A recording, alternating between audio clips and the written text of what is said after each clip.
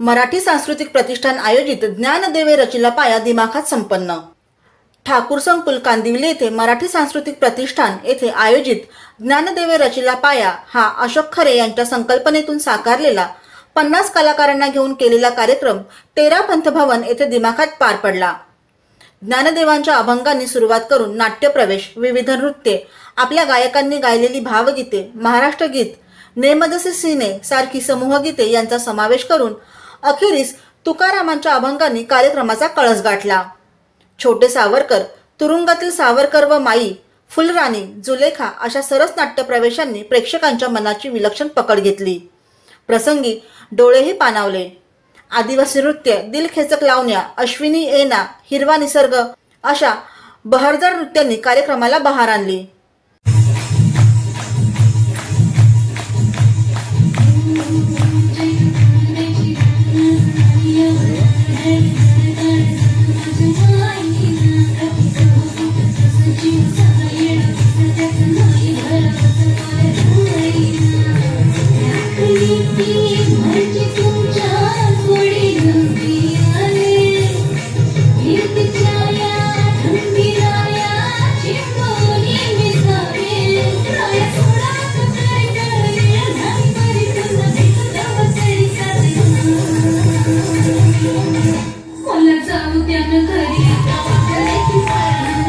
अभ्यासपूर्ण संहिता आणि सहज सुंदर ओघवत्या निवेदनाने कार्यक्रम उत्तरोत्तर रंगत गेला।